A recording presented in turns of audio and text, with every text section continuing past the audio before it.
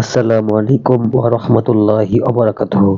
সম্মানিত আমার প্রিয় নাজিরিন, কেমন আছেন আপনারা সবাই? দোয়া করি এবং আশা করি আল্লাহ তাআলার অশেষ রহমতে আপনারা অনেক অনেক ভালো আছেন। আমি আপনাদের দোয়ার বরকত থেকে অনেক অনেক ভালো আছি। অনেকদিন পর আপনাদের জন্য খুব মজাদার একটি আমল নিয়ে হাজির হয়েছি। আজকের আমলটি হলো কাশফের আয়না। এই আমলটি হলো খুব মজাদার একটি আমল। এই আয়নাটি দ্বারা আপনারা প্রকৃতির সবকিছু আপনারা ক্লিয়ার দেখতে পারবেন, বুঝতে পারবেন। এই আয়নাটি শুধুমাত্র আপনারা কাশফের জন্য তৈরি করতে পারবেন। আপনারা যারা রোগীদের রোগ নির্ণয় করতে পারেন না, রোগীর সমস্যা বুঝতে পারেন না, তারা এই আমলটি করতে পারেন। কিভাবে করবেন এখন আপনারা বুঝে নিন।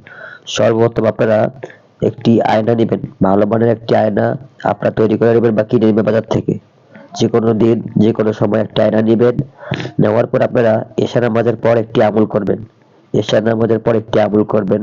নিরিবিলি রুমে বসে প্রথমে 11 বার ইস্তেগফার পড়বেন, 11 বার দুরূদ শরীফ পড়বেন। যে কোনো দুরূদ শরীফ পড়তে পারবেন, কোনো সমস্যা নেই। তারপর আপনারা কি করবেন? 41 বার। প্রথমে আপনারা কি করবেন?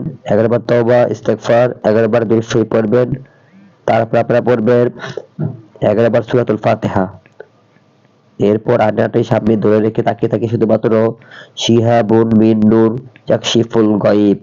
আমি আবার বলতেছি, শিহাবুন মিন নূর ইয়াকশিফুল গায়ব।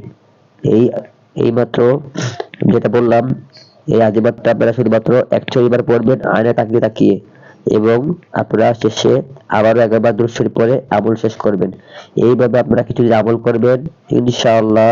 এভাবে আমল করতে করতে করতে করতে কিছুদিনের ভিতরে দেখবেন আপনারা এই আয়নার ভিতর আপনার চেহারা গায়েব হয়ে যাবে।